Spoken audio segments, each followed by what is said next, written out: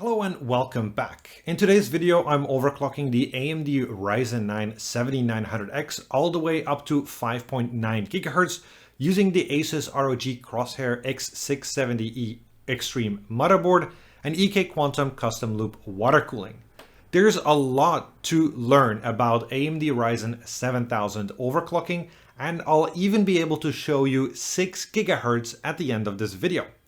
Alright, we have a lot to cover, so let's jump straight in. The AMD Ryzen 9 7900X is part of AMD's Ryzen 7000 AM5 desktop processor lineup. The Zen 4 desktop CPUs codenamed Raphael launched on August 29, 2022 during an AMD livestream. At launch, there were 4 SKUs available. The Ryzen 9 7900X we are overclocking today is one of the 2 Ryzen 9 high-end tier processors available. Zen 4 Raphael is very similar to Zen 3 Vermeer, but there are some noteworthy differences. Most importantly, Raphael requires the new AM5 socket and supports DDR5 memory. The CCDs featuring the Zen 4 CPU cores is AMD's first chip using TSMC N5 manufacturing technology. Raphael also introduces AVX512 support and operates at significantly higher clock frequencies. The Ryzen 9 7900X has 12 cores with 24 threads, a base frequency of 4.7 GHz, and a maximum listed boost frequency of 5.6 GHz. The TDP is 170 watts and the PPT is 230 watts. In this video, we will cover 5 overclocking strategies. First, we simply rely on AMD PBO and EXPO performance boost technologies. Second, we rely on ASUS AI overclocking performance boost technology. Third, we tune precision boost overdrive with curve optimizer. Fourth, we tune precision boost overdrive with asynchronous Eclk. Lastly, we try to do a manual overclock. But before we start any overclocking, let's first have a look at the hardware and the benchmarks that we'll be using in this guide.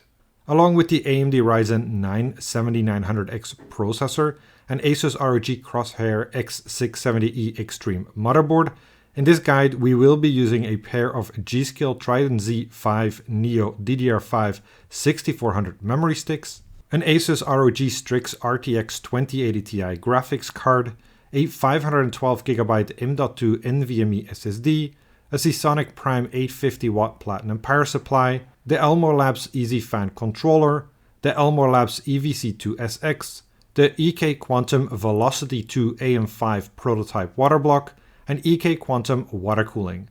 All this is mounted on top of our favorite open bench table V2. I explained how I use Elmore Labs products in SkatterBencher number 34. By connecting the EFC to the EVC2 device, I monitor the ambient temperature, water temperature, and fan duty cycle. I include the measurements in my Prime 95 stability test results. I also use the Elmore Labs EFC to map the radiator fan curve to the water temperature. Without going into too many details, I've attached an external temperature sensor from the water in the loop to the EFC. Then I use the low-high setting to map the fan curve from 25 to 40 degrees Celsius water temperature. I use this configuration for all overclocking strategies. We use Windows 11 and the following benchmark applications to measure performance and ensure system stability.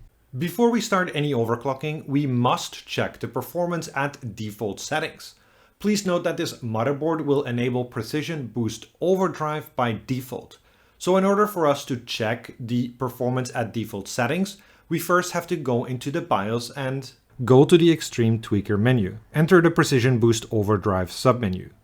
Set Precision Boost Overdrive to disabled, then save and exit the BIOS. Note that while we have disabled Precision Boost Overdrive, the Precision Boost to Boosting algorithm is still active. The standard parameters for the Precision Boost algorithm for this Ryzen 9 7900X are as follows. Here's the benchmark performance at stock.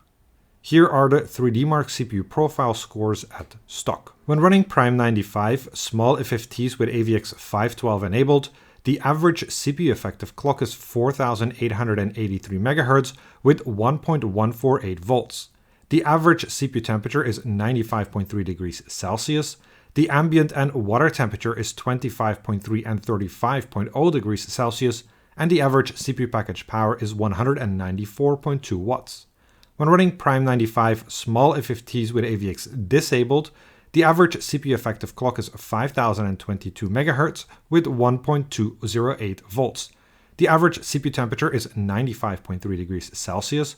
The ambient and water temperature is 25.1 and 34.6 degrees Celsius, and the average CPU package power is 192.5 watts. Now let us try our first overclocking strategy, but before we do that, make sure to locate the Clear CMOS button. Pressing the CMOS Clear button will reset all of your BIOS settings to default, which is helpful if you want to start your BIOS configuration from scratch. However, it does not delete any of the BIOS profiles previously saved. The Clear CMOS button is located on the rear I/O panel. In our first overclocking strategy, we make use of AMD's exclusive features called Precision Boost Overdrive and extended profiles for overclocking. With the launch of Zen 3, AMD launched an improved version of Precision Boost Overdrive. That's the overclocker's toolkit that allows us to manually tune some of the parameters governing the Precision Boost algorithm. Precision Boost Overdrive 2 builds on the PBO implementation of Zen 2. In addition to the platform overclocking knobs from Zen Plus, PPT, TDC, and EDC, and processor overclocking knobs from Zen 2, Boost Override and Scaler, Precision Boost Overdrive 2 introduces Curve Optimizer. There are essentially 3 levels of Precision Boost Overdrive.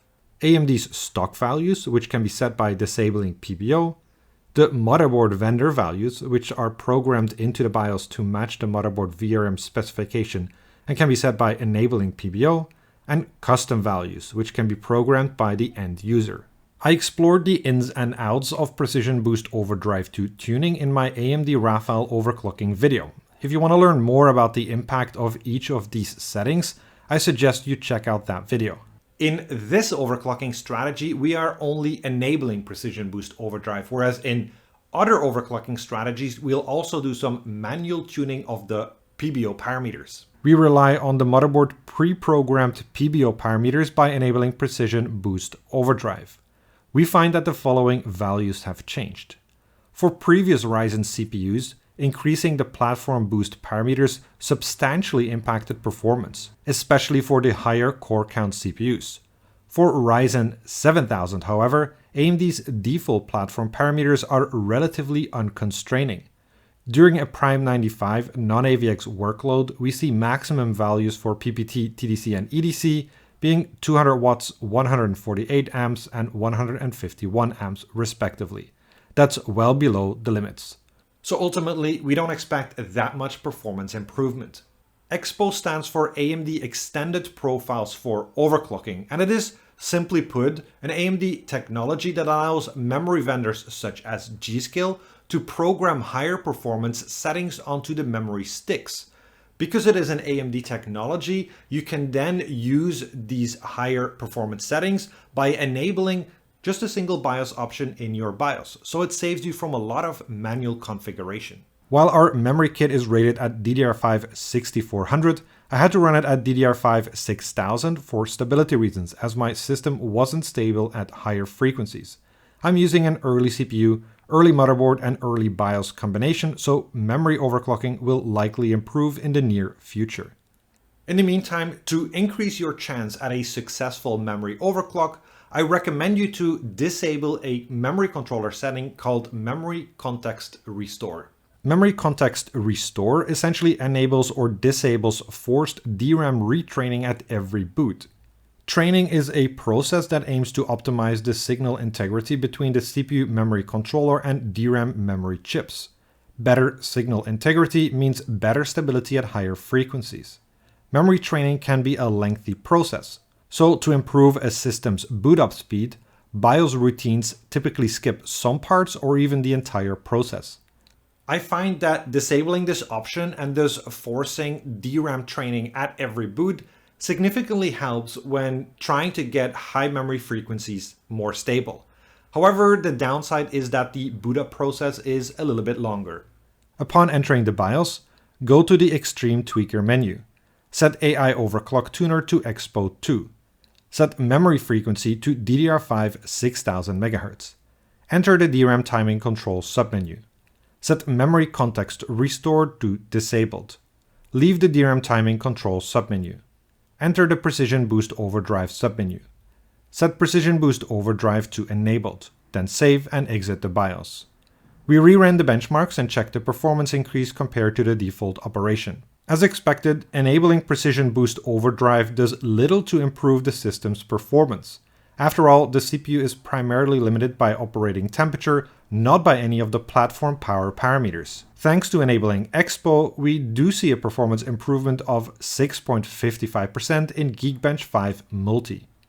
When running Prime 95 small FFTs with AVX 512 enabled, the average CPU effective clock is 4901 MHz with 1.152 volts. The average CPU temperature is 95.3 degrees Celsius, the ambient and water temperature is 25.0 and 35.3 degrees Celsius, and the average CPU package power is 206.6 watts. When running Prime 95 small FFTs with AVX disabled, the average CPU effective clock is 5023 MHz with 1.204 volts. The average CPU temperature is 95.3 degrees Celsius, the ambient and water temperature is 25.0 and 34.8 degrees Celsius, and the average CPU package power is 200.4 watts. In our second overclocking strategy, we make use of an ASUS exclusive performance tuning technology called AI overclocking. For many years, motherboard vendors have tried to implement very straightforward and simple automatic overclocking features into the BIOS.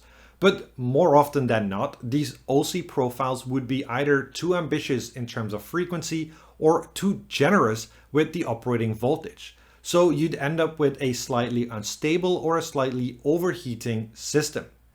ASUS AI overclocking uses a unique strategy for automatic overclocking. Instead of working with preset frequency and voltage profiles, the system will monitor the CPU and cooling system throughout an initial testing phase. Based on its findings, it will then predict the optimal settings. The system will automatically guide the overclocking process and adjust voltages and frequency to match your cooling system. The better your cooling, the higher your AI overclock. ASUS introduced AI overclocking with the Z490 motherboards and has since introduced it on several other Intel motherboards as well. However, not on AMD motherboards, but that changes with AM5. There are 3 steps to enabling AI overclocking. First, reset the BIOS to default settings. Then reboot and enter the operating system. Run a couple of heavy workloads such as Prime 95 or Realbench for 10 to 30 minutes. Then return to the BIOS and enter the AI OC guide menu from the top. Make sure to read through the explanation and click Enable AI when ready. In addition to automatic overclocking, AI overclocking provides a lot of advanced information and suggestions in the AI features menu. The information includes P0 VID and SP values for each CPU core, Precision Boost Overdrive 2 suggested overclocking parameters, and Dynamic OC Switcher suggested overclocking parameters. The SP value is based on the combination of maximum boost frequency, temperature, and P0 VID. Generally, it indicates the quality of a particular core.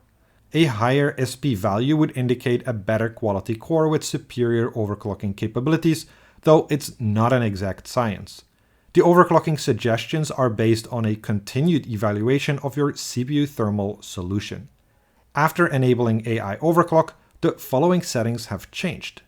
As you can see, AI overclock provides a conservative plus 100 MHz increase of the Precision Boost maximum frequency. It also boosts the CPU to 5225 MHz in all core workloads by enabling Dynamic OC Switcher. Upon entering the BIOS, enter the AI overclocking guide. Go through the guide, then click Enable AI. Set AI overclock tuner to EXPO 2. Set memory frequency to DDR5 6000 MHz. Ensure CPU core ratio is set to AI optimized and preference is set to performance. Enter the DRAM timing control submenu. Set memory context restore to disabled. Leave the DRAM timing control submenu, then save and exit the BIOS. We reran the benchmarks and checked the performance increase compared to the default operation. Increasing the Precision Boost maximum CPU frequency ceiling by 100 MHz is an increase of less than 2% over the standard programmed Fmax limit of 5700 MHz. However, the curve optimizer settings should provide a nice boost to the average frequency. Overall, the performance uplift is not that huge. However, with the DOS-powered manual overclock, we get a considerable improvement of up to 8.01% in Geekbench 5. When running Prime 95 small FFTs with AVX 512 enabled, unfortunately the CPU is not stable. AI overclock targets the typical use case and stability requirements, not a worst case scenario like Prime 95 with AVX. When running Prime 95 small FFTs with AVX disabled, the average CPU effective clock is 5221 MHz with 1.145 volts. The average CPU temperature is 86 degrees Celsius. The ambient and water temperature is 25.7 and 34.8 degrees Celsius. And the average CPU package power is 190.1 watts. In our third overclocking strategy, we make use of Curve Optimizer, which is a very important feature of the Precision Boost Overdrive 2 toolkit. Curve Optimizers allows end users like you and I to manually adjust the factory fused voltage frequency temperature curve, or VFT curve. The VFT curve essentially specifies what voltage is required for a given frequency at a given temperature. The higher the frequency or the higher the temperature, the more voltage is needed. Curve Optimizer adjusts the VFT curve by offsetting the voltages of the factory-fused VFT curve. By setting a positive offset, you increase the voltage point. Conversely, you decrease the voltage point by setting a negative offset. You can offset the entire curve by up to 30 steps in a positive direction and up to 300 steps in a negative direction. Each step represents approximately 5 mV. The traditional approach to AMD Ryzen CPU overclocking is to use a negative curve optimizer. Two things happen when you adjust the VFT curve with a negative curve optimizer setting. First, you effectively tell the CPU that it needs less voltage for a given frequency, and as a consequence, at a given voltage, it can apply a higher frequency. Second, the CPU temperature will be lower because you use less voltage at a given frequency. That extra thermal headroom will also encourage the Precision Boost algorithm to target higher voltages and frequencies. In my AMD Raphael overclocking launch video, I explored the ins and outs of curve optimizing with Precision Boost Overdrive 2. If you want to learn more about the impact of Curve Optimizer, I suggest you check out that video. As I mentioned already, Curve Optimizer is available on a per-core basis, and that's great, because some cores are better overclockers than other cores. The manual tuning process for Curve Optimizer can become quite convoluted because it spans a wide range between single-threaded light workloads and all-core heavy multi-threaded workloads. My tuning process for Curve Optimizer for this particular Ryzen 9 7900X was as follows. First, I use a broad tuning approach to get a big picture understanding of the tuning opportunity. Then, I narrow down the per-core Curve Optimizer settings to achieve stability in a light workload. Then, I verify the stability in all-core multi-threaded workloads. And lastly, I run through all my benchmarks to validate stability in a wide range of test scenarios. The broad tuning process includes using Shimino's Boost Curve tool to track the average frequency across an increasing amount of active threads, gradually increasing an all-core negative curve optimizer until the point of instability, and gradually increasing Fmax boost override in case the boost frequency is hitting the frequency ceiling. The narrow tuning process includes using SuperPi 32M with affinity set to a specific thread to check the maximum effective clock frequency, gradually increasing the per-core negative curve optimizer until the point of instability for each core, and gradually increasing the Fmax boost override in case the boost frequency is hitting the frequency ceiling. The all-core stability process includes running Prime 95 small FFTs with both AVX 512 enabled and AVX disabled. The benchmark validation process includes completing all the benchmarks I've included in this guide. If a benchmark is unstable, I increase every core's per core curve optimizer value by 2 until I reach stability. In my case, I use a per core curve optimizer ranging from -28 on cores 2, 4, 6, 7, 8, 10, and 11 to -9 on core 5, and an Fmax boost override of plus 200 MHz. I'll show you the BIOS configuration in a minute, but please note that the curve optimizer settings are CPU specific. So your CPU's optimal settings may differ substantially from what you're seeing in this guide. The following table shows the boost profile for this specific CPU. We can make a couple of interesting observations. At stock, the boost curve shows frequencies well below the advertised boost frequency of 5.6 GHz. That's not implausible, considering the boost curve frequency is based on the average frequency of every active core, and some cores just boost higher than others. But upon closer inspection of the boost of each individual core, we find that the maximum boost frequency under a light workload is 5584 MHz for cores 0 and 1. That's still below the advertised boost frequency of 5.6 GHz, but I guess close enough. While AMD advertises a boost clock of 5.6 GHz, the factory programmed Fmax frequency ceiling is 5.7 GHz. So, on some CPUs, you may see the frequency boost beyond the advertised boost frequency. However, since none of the cores on our CPU are boosting past 5.6 GHz, increasing the Fmax ceiling by 200 MHz to 5.9 GHz won't change much to the boost curve. And that's what we also see in the results. After curve optimizing, we can see a substantial frequency uplift across the board. While none of our cores are hitting the increased Fmax ceiling, some cores in CCD0 are boosting well over 5.8 GHz. Upon entering the BIOS, go to the Extreme Tweaker menu. Set AI Overclock Tuner to EXPO 2. Set memory frequency to DDR5 6000 MHz. Enter the DRAM timing control submenu. Set memory context restore to disabled. Leave the DRAM timing control submenu. Enter the Precision Boost Overdrive submenu. Set Precision Boost Overdrive to enabled. Set CPU Boost Clock Override to enabled, positive. Set Max CPU Boost Clock Override to 200. Enter the Curve Optimizer submenu. Set Curve Optimizer to per core. For every core, set Curve Optimizer sign to negative. For cores 0 and 1, set Curve Optimizer magnitude to 17.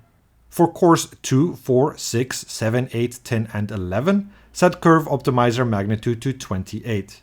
For core 3, set Curve Optimizer magnitude to 9. For core 9, set Curve Optimizer magnitude to 22. Then save and exit the BIOS.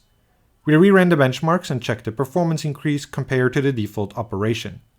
While the performance uplift after curve optimizing is not earth-shattering, it's nice to see we have achieved better performance across the board. We see the highest performance improvement of plus 8.50% in AI benchmark. When running Prime 95 small FFTs with AVX512 enabled, the average CPU effective clock is 5040 MHz with 1.141 volts. The average CPU temperature is 95.3 degrees Celsius. The ambient and water temperature is 25.7 and 36 degrees Celsius, and the average CPU package power is 205.8 watts. When running Prime 95 small FFTs with AVX disabled, the average CPU effective clock is 5148 MHz with 1.2 volts. The average CPU temperature is 95.3 degrees Celsius. The ambient and water temperature is 25.1 and 34.8 degrees Celsius, and the average CPU package power is 202.1 watts. In our fourth overclocking strategy, we take advantage of the return of Eclk mode. Eclk stands for external clock, and the term is exactly what it describes, using an external clock generator. This feature was previously available on Ryzen 2000 Pinnacle-rich CPUs, but was removed afterwards, until now. The standard Raphael platform has a 48 MHz crystal input to the integrated CGPLL clock generator. The CGPLL then generates a 48 MHz clock for the USB PLL, and a 100 MHz reference clock for the FCH, which contains the CCLK PLL for the CPU cores and several SoC PLLs. The external clocks are inputs to the FCH. There you can configure how you want to use the external clocks. In addition to the standard internal CG-PLL, Raphael supports up to 2 external clock modes. They're called Eclk 0 mode and Eclk 1 mode. In Eclk 0 mode, an external 100 MHz reference clock is used for both the CPU and SoC PLLs. In other words, it's a reference clock that affects the CPU core clocks and PCIe and SATA clocks as well.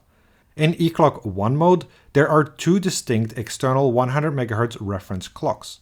One clock provides the 100 MHz input for the CPU PLL, and another provides the 100 MHz reference clock for the SoC PLLs. AMD suggests up to 140 MHz can be expected for the CPU core reference clock, but your mileage may vary. In previous SkatterBencher videos, I referred to reference clock overclocking as supercharging precision boost overdrive.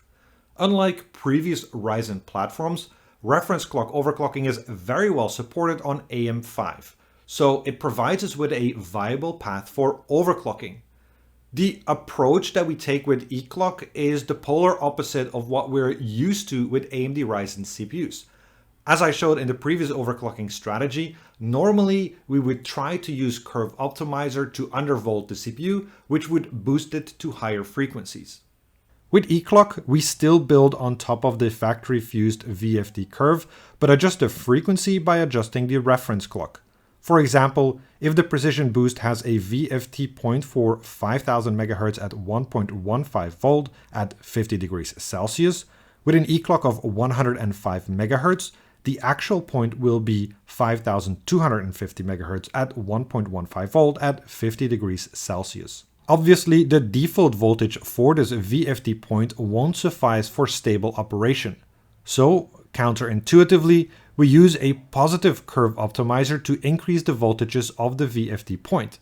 For example, a plus 30 curve optimizer may increase the voltage by 150 mV. One more important point. Eclk also affects the maximum frequency ceiling. With an Eclk of 105 MHz, the new programmed Fmax for the 7900X is 5700 MHz multiplied by 105 equaling 5985 MHz. That's way too high for this CPU. Luckily, we can use a negative Fmax boost override to fix this. The manual tuning process for Eclk tuning can become quite convoluted because it spans a wide range of test scenarios ranging from single-threaded light workloads to all-core heavy multi-core workloads. My particular process for Eclk tuning with this Ryzen 9 7900X was as follows. First, I use a broad tuning process to get a big picture understanding of the tuning opportunity. Then I narrow down the per core curve optimizer settings to achieve stability in a light workload. Then I verify the stability in all core multi-threaded workloads. Lastly, I run through all my benchmarks to validate stability in a wide range of test scenarios. The broad tuning process includes using Shimino's Boost Curve tool to track the average frequency across an increasing amount of active threads, gradually increasing the Eclk frequency until the point of instability, and in case of instability, reduce the programmed Fmax by configuring a negative boost override. The narrow tuning process includes using SuperPi32M with affinity set to a specific thread to check the maximum effective clock frequency, then gradually increasing the Fmax boost override in case the boost frequency is hitting the frequency ceiling, and in case of instability, setting a positive per core curve optimizer. The all-core stability process includes running Prime 95's small FFTs with both AVX 512 enabled and AVX disabled. The benchmark validation process includes completing all the benchmarks I've included in this guide. If a benchmark is unstable, I increase every core's per core curve optimizer value by 2 until I reach stability. In my case, I used an Eclk of 105 MHz, an Fmax boost override of -75, and a per core curve optimizer ranging from +1 on core 1 to +21 on cores 0, 2, 3, 4, and 5. I will show you the BIOS configuration in a minute, but first, please note that these settings, especially the curve optimizer ones, are CPU specific, and the optimal values of your CPU may differ substantially. The following table shows the boost profile for this specific CPU. We can make a couple of interesting observations. While tuning with Eclk provides, generally speaking, higher boost frequencies than tuning exclusively with Curve Optimizer, the maximum boost frequencies are not that far apart. Overall, the Eclk strategy typically provides an avenue to slightly higher frequencies at the cost of slightly higher voltages. While this offers better performance in light workloads, the higher voltages will push the CPU quicker to the thermal limit. Thus, in heavy workloads, strictly using the Curve Optimizer tool for undervolting yields slightly better results. It's nice that our best core can achieve a 5.9 GHz effective clock in a light workload like SuperPi 32M. In fact, this CPU can even boost to 6 GHz with slightly more aggressive voltages. I'll show you the BIOS settings in another video on this channel. Upon entering the BIOS, go to the Extreme Tweaker menu. Set AI Overclock Tuner to EXPO 2. Set Eclk mode to Asynchronous mode. Set BCLK to frequency to 105. Set memory frequency to DDR5 6000 MHz. Enter the DRAM timing control submenu. Set memory context restored to disabled. Leave the DRAM timing control submenu. Enter the Precision Boost Overdrive submenu. Set Precision Boost Overdrive to enabled. Set CPU Boost Clock Override to enabled negative. Set Max CPU Boost Clock Override to 75. Enter the Curve Optimizer submenu. Set Curve Optimizer to per core. For every core, set Curve Optimizer sign to positive. For cores 0, 2, 3, 4, and 5, set Curve Optimizer magnitude to 21. For core 1, set Curve Optimizer magnitude to 1. For cores 6, 7, 8, 10, and 11, set Curve Optimizer magnitude to 3. For core 9, set Curve Optimizer magnitude to 6. Then save and exit the BIOS. We rerun the benchmarks and check the performance increase compared to the default operation. As the maximum boost frequencies have substantially increased from the stock values, we can see a performance uplift across the board. Even in single-threaded benchmarks, we see a performance improvement. The highest performance uplift is plus 8.65% in AI benchmark. When running Prime 95 small FFTs with AVX 512 enabled, the average CPU effective clock is 4949 MHz with 1.165 volt. The average CPU temperature is 95.3 degrees Celsius. The ambient and water temperature is 25.7 and 34.6 degrees Celsius, and the average CPU package power is 214.6 watts. When running Prime 95 small FFTs with AVX disabled, the average CPU effective clock is 5081 MHz with 1.213 volts. The average CPU temperature is 95.3 degrees Celsius. The ambient and water temperature is 25.5 and 34.4 degrees Celsius, and the average CPU package power is 207.3 watts. In our fifth overclocking strategy, we will pursue a manual overclock. One could argue there's not really a good use case for manually overclocking a Ryzen CPU. After all, the major downside of manual overclocking is that you lose all the precision boost technology, including the technology that pushes your CPU all the way to those really high frequencies in really light workloads. So whereas with precision boost, your CPU can boost to 5.7 GHz, at least the 7900X, with manual overclocking, it will be limited to your set fixed frequency. But manual overclocking is not all negative and even has some benefits. First, automatic overclocking and frequency boosting technologies leave a little margin on the table.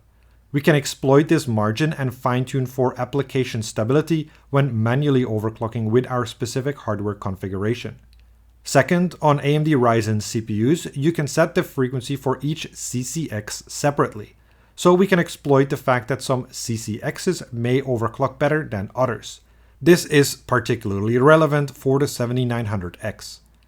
Thirdly, by setting a fixed voltage, we avoid the CPU dynamically and rapidly updating its VID request to the VRM controller. This alleviates some stress on the VRM and typically yields lower temperatures. To better understand the performance tuning opportunities embedded in this Ryzen 9 7900X, let's have a look at the clocking and voltage topology. The clocking of AMD Raphael is similar to the previous generation of Zen 3 Vermeer desktop CPUs. The standard Raphael platform has a 48 MHz crystal input to the integrated CGPLL clock generator. The CGPLL then generates a 48 MHz clock for the USB PLL and a 100 MHz reference clock for the FCH, which contains the CCLK PLL for the CPU cores and several SoC PLLs. The CCLK PLL 100 MHz reference clock drives the 200 MHz VCO, which is then multiplied by an FID and divided by a DID. As a whole, this provides CPU clock frequency granularity of 25 MHz. As with Vermeer, each CCX has its own PLL, with the cores within that CCX running at the same frequency. In a typical operation, all cores within a CCX will run at the same frequency. The effective clock will differ if the core is in a different P state. The SoC PLLs include a wide range of PLLs present on the I/O die.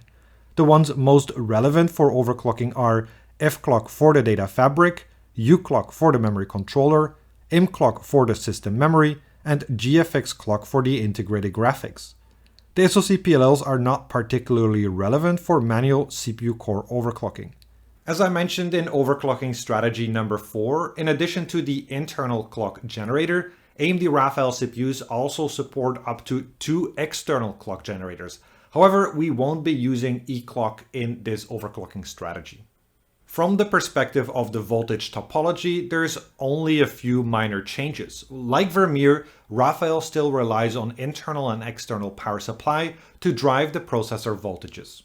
There are 4 primary power supplies from the motherboard VRM to the processor: VDD-CR, VDD-CR SoC, VDD-CR miscellaneous, and VDD-IO MEM. I have covered the details extensively in my Raphael overclocking launch video. The VDD-CR voltage rail provides the external power for 2 internal voltage regulators, VDD-CR CPU and VDD-CR VDD-M. VDD-CR CPU provides the voltage for the CPU cores in the CCX.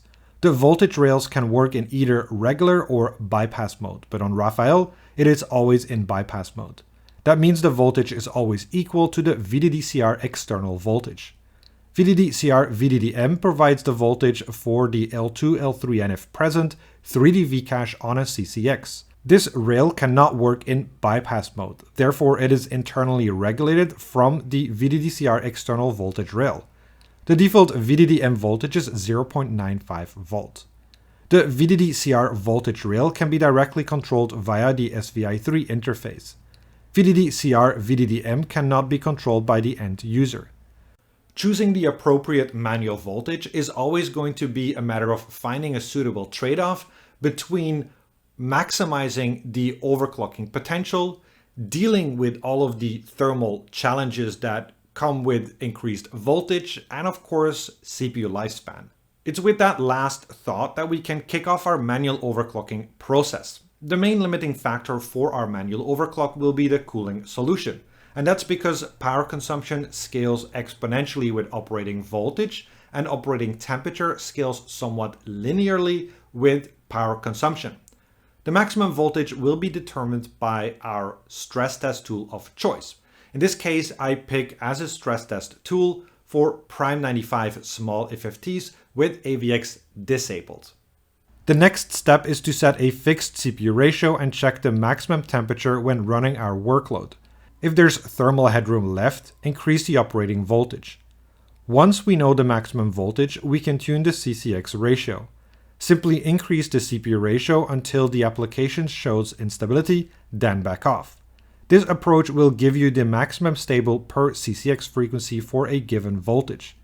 In our case, we end up with a CPU ratio of 54.25x for CCD0, 52.50x for CCD1, and a core VID of 1.25 volt. Under our worst case stress test, this yields a CPU voltage of 1.162 volt and a CPU temperature of 88 degrees Celsius. Upon entering the BIOS, go to the Extreme Tweaker menu. Set AI Overclock Tuner to EXPO 2. Set memory frequency to DDR5 6000 MHz. Enter the CPU core ratio per CCX submenu. Set core VID to 1.25. Set CCD0 CCX0 ratio to 54.25. Set CCD1 CCX0 ratio to 52.50. Enter the DRAM timing control submenu. Set memory context restore to disabled. Leave the DRAM timing control submenu, then save and exit the BIOS. We rerun the benchmarks and check the performance increase compared to the default operation. As expected, we see a performance deficit against stock performance in single-threaded applications, as manual overclocking does not benefit from the Precision Boost 1T frequency. In multi-threaded applications, however, we see a nice performance uplift of up to plus 8.30% in AI benchmark. When running Prime 95, small FFTs with AVX 512 enabled, unfortunately the CPU is not stable. This is a deliberate choice on our side, as we decided that Prime 95 with AVX 512 enabled is not a representative worst case workload for our system. When running Prime 95, small FFTs with AVX disabled, the average CPU effective clock is 5334 MHz with 1.162 volts. The average CPU temperature is 88 degrees Celsius. The ambient and water temperature is 24.8 and 34.1 degrees Celsius, and the average CPU package power is 203.9 watts. Alright, let's wrap this up. Overall, I very much enjoyed the overclocking experience of this Ryzen 9 7900X. First of all, because I was able to achieve 5.9 GHz on an AMD Ryzen CPU. Even if it's only one core, that's incredibly exciting. I would have never imagined that possible with an AMD Ryzen CPU. Also, I was able to get up to 6 GHz, but it wasn't 24/7 stable. Even though, it's not stable, it's still a huge milestone, especially with just regular water cooling. Secondly, it's always exciting when new avenues or new tactics for overclocking open up. So the return of Eclk mode really adds a new spice to the AMD Ryzen overclocking experience, and it's great. It really works very well, and it provides a real viable path for maximizing your overclock. Normally, I would use also dynamic OC switcher for my last overclocking strategy, where I bring together the best of PBO and manual OC mode, but turns out that the overclock that I was able to achieve with Eclk mode was kind of matching the frequencies that I would normally get with my manual overclock. So using dynamic OC switcher wasn't really providing a substantial performance improvement, so I left it out of this guide. Anyway, that's all for today. I hope you enjoyed this video, and I want to thank you for watching it. I also want to thank my Patreon supporters for the support. If you have any questions or comments, feel free to drop them in the comment section below. As per usual, if you want to read through my settings or check out some of the screenshots, I'll also put up a written version of this video on my blog. And that's it. See you next time.